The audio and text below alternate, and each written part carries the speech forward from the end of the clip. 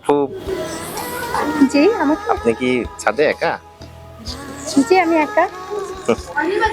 যে আপনি, আমি দেখছি যে অনেক সময় আমাকে দেখি অবশ্য অনেকেই এরকম করে, মানে আমার মতো সুন্দর সুপুরুষ আসলে মাঝে মাঝেই কনফিউজড হয়ে যায় দেখে। তো আপনি অনেক সময় দেখছি যে ঘুরছেন ফিরছেন, আমি বুঝছি যে আপনারা মেয়েরা অনেক সময় এই যে কি যে একটা কথা আছে না, মুখ ফাটে তো বুক ফোটে না, বুক ফোটে তো মুখ ফাটে না, এই টাইপের বলতে পারছেন না এটা। আপনার চেহারা দেখেও অনেকটা আমি আমি লজ্জায় পেয়ে যাচ্ছি, মানে গেস আপনি করতে কি পারছি। ভাবছেন?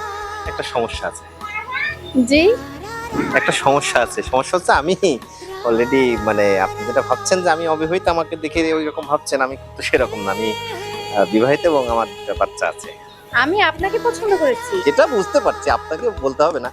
আপনি কন্টাক্ট নাম্বার চাইলে আমি কন্টাক্ট নাম্বার দিতাম বা এটা করতাম। আপনি অনেক সময় ধরে ঘুরঘুর করতে, যেখানে যাচ্ছে সেখানেই আপনার চেহারা আপনি আয়নায় দেখেছেন? আমি সেটা দেখেই তো। আপনাকে পছন্দ করব। আমি আসলে আপনার এই নেটটার নাম কি সজল নেট, ওটার সাথে আমার আসলে একটু ওয়াইফাইটা কানেক্ট পেয়েছে এজন্য।